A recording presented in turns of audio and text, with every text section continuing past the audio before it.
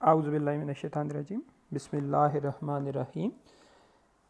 Secondary students, lecture number 58 में हम chapter number 14 का एक टॉपिक डिस्कस करने जा रहे हैं, ओम मीटर। ओम मीटर जैसा कि इसके नाम से ज़ाहिर है एक ऐसी डिवाइस है जो ओम्स मेजर करता है। Ohm basically has been taken from the unit of the resistance. So ohm meter is a device that can measure the resistance of a circuit of any device. Ohm meter भी हमारे sequence में जैसे कि आ रहा है, ओम meter भी एक गिल्वेनोमीटर से बनाया जाता है। थोड़ा सा डिफरेंट शायद इसका मेथड है, थोड़ा वोल्ट मीटर और एम मीटर से हट के।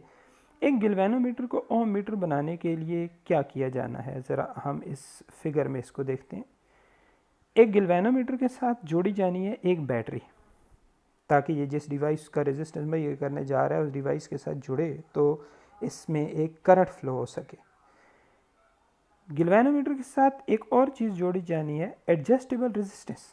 इस रेजिस्टेंस के ऊपर एरो का निशान ये शो कर रहा है कि ये रेजिस्टेंस वेरिएबल रेजिस्टेंस है, इसकी वैल्यू चेंज हो सकती है। बिल्कुल ऐसे जैसे हमारे यहाँ एक पंखे का डिमर होता है जिसका रेजिस्टेंस हम चेंज कर सकते हैं। So such this resistance is variable resistance.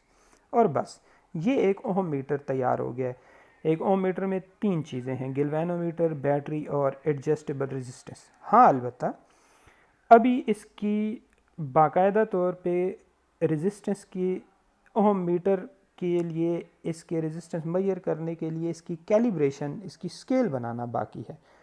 वो कैसे बनेगी तो उस पर हम अभी बात करेंगे। ये इसके दो टर्मिनल्स बाकी बच गए हैं, एक बैटरी से आ रहा है और एक एडजस्टेबल रेजिस्टेंस से आ रहा है, सी और डी। ये वो टर्मिनल्स हैं जिनके दरमियान वो डिवाइस जोड़ी जाएगी जिसका हम रेजिस्टेंस मेजर करना चाहते हैं। फ़िलहाल आप ये ना समझें, ना सोचें कि इसके साथ कोई रेजिस्टेंस लगा है, और अब आप इस बात पे ज़रा सा फोकस करें। फ़र्ज़ करें हम इन दोनों के दोनों टर्मिनल्स को यानी सी और डी को आपस में डायरेक्टली जोड़ देते हैं। सी और डी को डायरेक्टली जोड़ने का मतलब है आपने इन्हें शॉर्ट सर्किट किया है। शॉर्ट सर्किट का मतलब फ़िज़िक्स की लैंग्वेज में ये होता है कि आपने सी और डी के दरमियान रेजिस्टेंस की ज़ीरो वैल्यू कर दी है। जब आप सी और डी के दरमियान ज़ीरो रेजिस्टेंस लगाएंगे तो गिल्वेनोमीटर इस बैटरी की मदद से सर्किट कंप्लीट होने की वजह से एक करंट शो करेगा। वो करंट यकीनी सी बात है काफ़ी ज़्यादा होगा और गिल्वेनोमीटर की सुई स्केल से बाहर चली जाएगी। नाउ व्हाट यू डू, आप इस रेजिस्टेंस की वैल्यू को एडजस्ट करके ज़्यादा करें। जब आप इस रेजिस्टेंस की वैल्यू को ज़्यादा करेंगे आप देखेंगे कि गिल्वेनोमीटर की सुई की जो डिफ्लेक्शन है वो कम होती जाएगी। आप रेजिस्टेंस की वैल्यू को बढ़ाते जाएं उस वक्त तक जब तक कि गिल्वेनोमीटर की डिफ्लेक्शन लास्ट डिवीजन पे तक ना पहुंच जाए। यानी नाउ गिल्वेनोमीटर की स्केल, गिल्वेनोमीटर की का जो पॉइंटर है, जो उसकी सुई है, वो आखिरी डिवीजन पे पहुंच चुकी है, ना उससे बाहर ना उससे कम। इस स्टेज पे पहुंचकर आपने इस रेजिस्टेंस की वैल्यू को फिक्स कर देना है और इसके बाद इसको चेंज नहीं करना। और अब ज़रा आपने इस कॉन्सेप्ट को समझना है। इसका मतलब है इस वक्त गिल्वेनोमीटर की सुई जिस जगह पे है, जहाँ पे जब भी गिल्वेनोमीटर की सुई होगी तो इसका मतलब यह है कि सी और डी के दरमियान लगे हुए रेजिस्टेंस की वैल्यू ज़ीरो होगी। अब इस गिल्वेनोमीटर को गिल्वेनोमीटर के बजाय ओम मीटर बोला जाए तो बेहतर है, लिहाजा हम इसकी एक नई स्केल बनाने जा रहे हैं। इस डिवीजन के सामने हम लिख देंगे R is equal to zero. यानी अगर कभी भी पॉइंटर ओम मीटर का इसके सामने हो तो इसका मतलब है सी और डी के दरमियान लगा हुआ रेजिस्टेंस ज़ीरो है।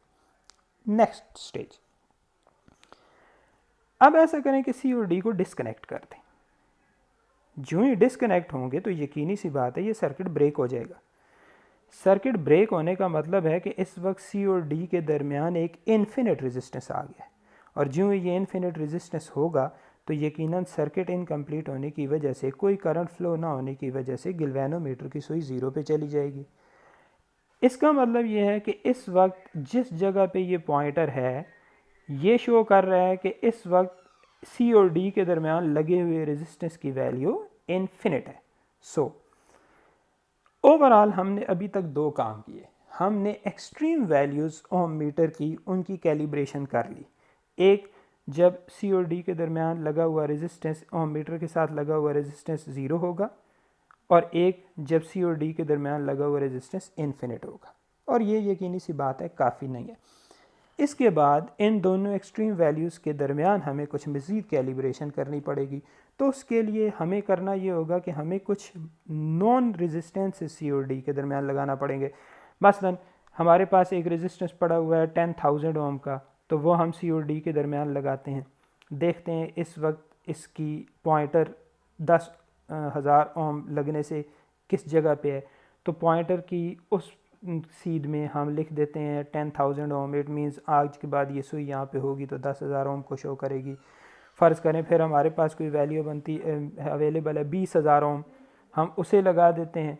तो फिर वो पॉइंटर जिस पोजीशन पे होगा उसके आगे 20,000 लिख देते हैं। फिर जितनी रेजिस्टेंसेस की वैल्यूज़ हमारे पास अवेलेबल हैं वो यहाँ डाल के हम मज़ीद बेहतर कैलिब्रेशन कर सकते हैं। फिर उन डिवीजन्स के दरमियान को मज़ीद हम तकसीम करके और कैलिब्रेशन कर सकते हैं।